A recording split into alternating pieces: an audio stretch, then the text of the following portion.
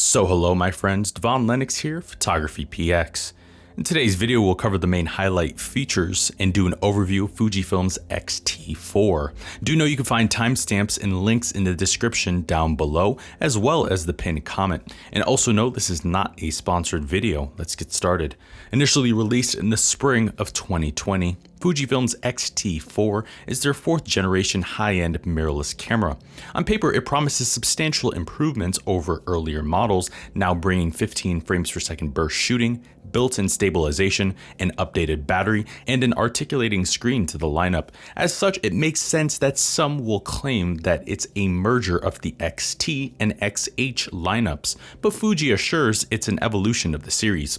Even so, it promises to be the culmination of their best improvements to date. Its predecessor, the X-T4, was already a hallmark release for the camera manufacturer, but this looks to be the best camera Fuji's released to date. However, like its predecessor, it too faces some rather interesting competition. In price, this camera competes with several larger full-frame cameras, most notably Sony's A7 Mark III, Canon's EOS R, and Nikon's Z6. Simultaneously, it also fights against APS-C and Micro Four Thirds cameras, namely Sony's A6600 and Olympus's EM1 Mark III and Panasonic's G9.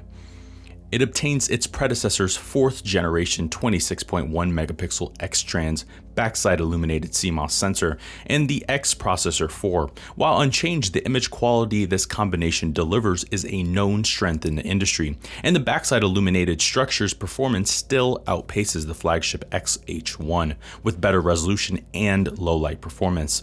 It also obtains all of the acclaimed film simulation modes of its predecessor, but Fuji's also added the new Eterna bleach bypass simulation, a unique option to this camera. This new profile creates more high contrast images with lower saturation. Additionally, it also inherits the classic chrome filter from the X Pro 3, and now the camera offers a total of 12 film simulations, the largest selection to date. New for this camera is also the updated auto white balance, now including both white and ambient priority for better accuracy. Fuji's also redesigned the shutter mechanism with this camera, now using a focal plane shutter instead. With that, the shutter now has greater longevity, less lag, and better dampening, making it more stable and 30% quieter than before. The new shutter mechanism has also increased the camera's continuous shooting speeds, and it's increased the mechanical shutter from 11 frames per second to 15 frames per second, a 36% improvement, and this change currently makes it the fastest camera of its class. The camera also obtains the 30 FPS burst mode using the electronic shutter with a 1.25 times crop as the predecessor. Otherwise, the buffer depth remains about the same, and it delivers 35 raw images before slowing. On the video front, it obtains largely identical video capabilities as its predecessor.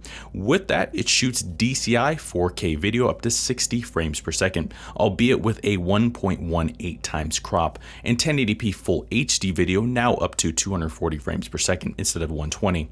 And the camera shoots both resolutions to either the MP4 or MOV formats with the older H.264 or newer H.265 compression.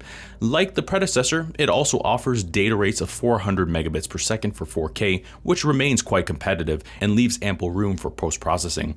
Plus, it also provides a 10-bit 420 signal when recording internally. Interestingly, Fuji's added the fixed movie crop option, which applies the same 1.29 times crop across all resolutions and frame rates, a smart option that makes it easier to select lenses or match framing without worrying about the angle of view. It also has zebras for exposure warning indication, a built-in timecode display, and it offers both F-Log and HLG, which supply a clean 10-bit 422 signal via HDMI output. Low light performance remains about the same as the predecessor, however. It features a native ISO range from ISO 160 to 12,800, further expandable to a high setting of 51,200, and users can expect usable images up to ISO 6400 to be mostly noise-free. For focus, it obtains the same 425-point phase detect AF system as the predecessor with virtually edge-to-edge coverage, and it also inherits the latest AF tracking algorithms along with updates to face and eye detection. The camera now recognizes shape and color information in addition to distance, increasing accuracy. These updates make it the fastest autofocusing APS-C mirrorless camera with a 0.02 second acquisition time. Plus, they've doubled the camera's low light focusing performance, moving from from -3 to -6 EV, closely pushing to near darkness. New for this camera is the focus check lock, which locks in a large display while recording, and it's quite helpful to check focus quickly.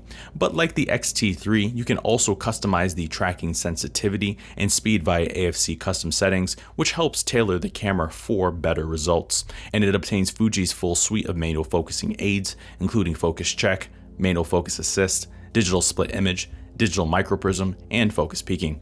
It features a brand new NPW235 battery, which they now rate for 500 shots per charge during regular shooting, or 100 minutes of video recording. And this new battery delivers a 28% improvement over the outgoing W126S battery. For displays, it features an OLED electronic viewfinder with a resolution of 3.69 million dots, 0.75 times magnification, and a 100 Hz refresh rate. The EVF also has 3 optional boost modes, allowing you to enhance its responsiveness based on the shooting demands.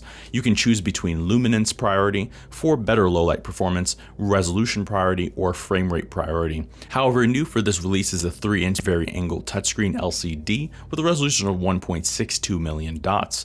Compared to the predecessor, Fuji's improved on both the articulation and resolution here. However, new for this release is a 3-inch vari-angle touchscreen LCD with a resolution of 1.62 million dots. Compared to the predecessor, Fuji's improved on both the articulation and resolution here. While its predecessor used their clever 3-axis tilting design, a fully articulating screen is ideal for the versatility it offers, and the camera is now correctly oriented towards both stills and video shooters. The display resolution has also increased by 35%, which is quite substantial. Fuji's also added the new movie optimized control, which disables the physical dials and uses on-screen controls instead. This is helpful if you want to avoid camera operations being picked up during audio recordings. Physically, the camera remains almost identical in styling and design to its predecessor, but with the newly redesigned shutter mechanism, bigger battery, and IBIS, the camera is slightly larger and heavier. In this case, it weighs 607 grams including battery, an 11% increase over the predecessor, but the slight increase in weight has allowed improvements to ergonomics. Fuji's also capitalized by increasing both the front grip and rear thumb rest, both of which are more comfortable and far more reassuring.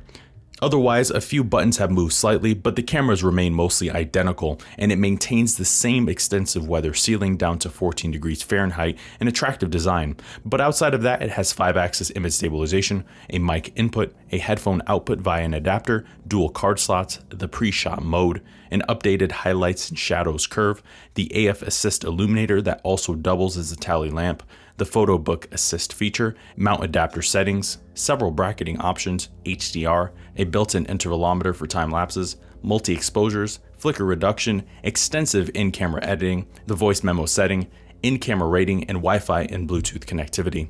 In the end, Fujifilm's X-T4 builds on its proven successes of its predecessor, yet it maintains a stylistic and attractive aesthetic, unique to the X series range. The improvements made here have created Fuji's best camera to date, and not only have they managed to improve the battery life, but they've also added IBIS and a fully articulating screen to boast with minimal weight.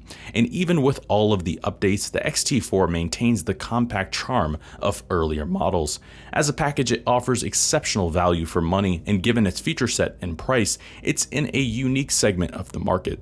Sure, it competes with full-frame cameras, and yes, it's one of the most expensive APS-C cameras to date, but it's the complete camera and a serious consideration. So there you have it, my friends. There are the highlights and overview of Fujifilm's X-T4. For more information on the X-T4 and other Fujifilm cameras, check out our website, PhotographyPX.com.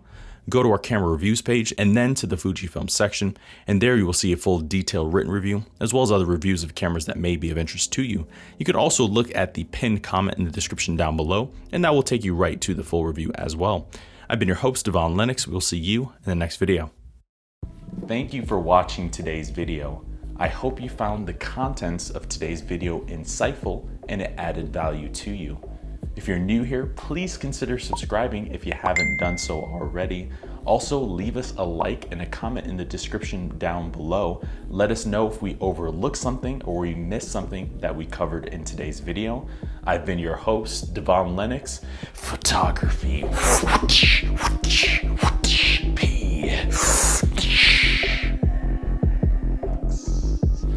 FUJIFILM.com.